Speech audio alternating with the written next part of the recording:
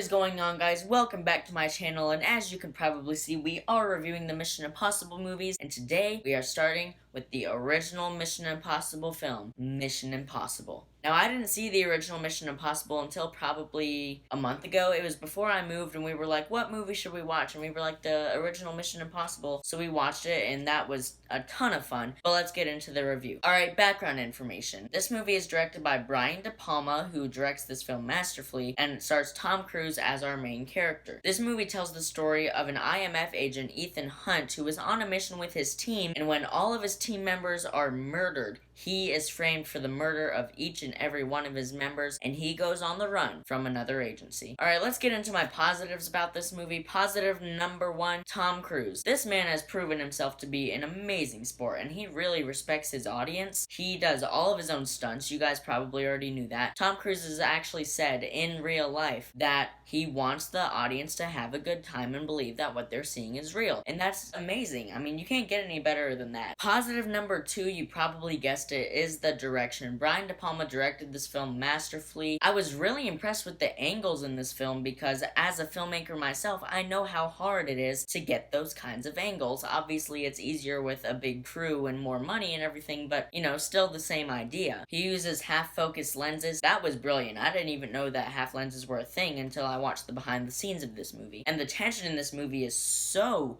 good. They build up so much suspense. Obviously, that heist scene that we all know about, and it's just nail-biting the entire time. He directed this film so good. Positive number three is going to be the execution of the storyline. Now, this is a story we've seen before. A man is framed for a murder that he actually didn't commit, and he goes on the run. We've seen that countless times, but the way this movie executes it, it doesn't execute it through a bunch of needless spoon-fed exposition that makes the audience feel like idiots. No, it executes it through brilliantly crafted dialogue scenes, chase scenes, suspense. Normally movies with this plot, yes, they all have suspense, but it's not always good, and sometimes it can come off as kind of cheesy. This movie doesn't come off as cheesy at all. This movie is really original in the way it executes the story. There's a lot of dialogue scenes that aren't like other dialogue scenes that, like I said, spoon feed you information and make you feel like an idiot. No, this is a movie that respects its audience and trusts that the audience can put the pieces together. Because we've seen so many movies, so many stories, so many twists that we have gotten a lot better as people to put pieces together in film. Alright, positive number four, the score.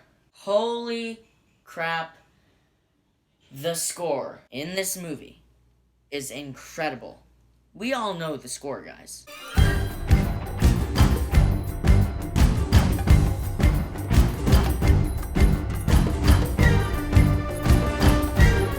Could there have been a better score? Could there have been a better score? Whenever I try to come up with an original score for my movies, which I normally don't, but when I do, I can't find the beat. I mean, this movie is just simple dun, dun, dun, dun. It's just 1, 2, 3, 4. Why?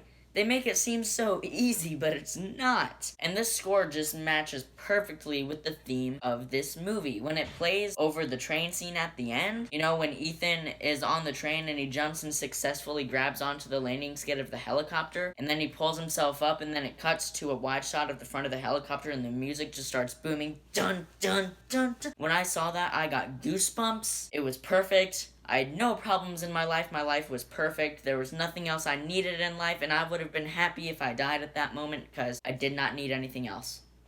That wraps it up for my positives. Let's get into the negatives, guys. Unfortunately, I do have to get into the negatives. Very rarely do I give a film a perfect grade. There are some that I do give a perfect grade, but you'll find out what those are later on this channel. Negative number one, the pacing. The pacing in this movie is normally good, but there are two scenes in here in the middle that just drag. And I hate to say this because I love this movie, but those scenes, honestly, they just drag so much, and it starts to get boring, and it's boring for like a minute or two, and then it gets back to excitement. But 2 minutes, no exaggeration, 2 minutes of boredom in a movie like this, that's a big negative for me. And then it happens again at another time in the middle. And the reason why I'm pointing out that it's in the middle is because the middle of the film, the middle of any film, is the second act. The first part of the second act and the second part of the second act. That's supposed to be the most exciting, well-paced roller coaster ride of events in the movie. And this movie had 2 scenes that did drag a little bit. Well done scenes, but it just got boring after a couple minutes. And that's really my only negative with this movie. I have no other negatives. I mean, this movie is a great movie, and I do feel comfortable giving it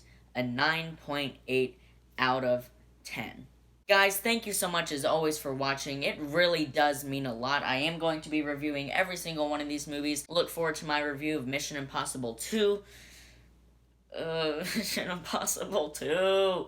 Why? But as soon as I'm done with that, I get to talk about the rest of the Mission Impossible films, which are all great, just like this first one. Mission Impossible 2 was really the only step down that this series had. So definitely look forward to those. Thanks so much for watching. It really does mean a lot. I got some great feedback on my last video that was very flattering to me. Thank you guys so much. I got 7 subscribers within the first 8 hours. That is just awesome in my opinion. I really do mean it. Thank you. You are the best. I'll see you in the next video, and until then, keep writing, keep shooting, and keep editing.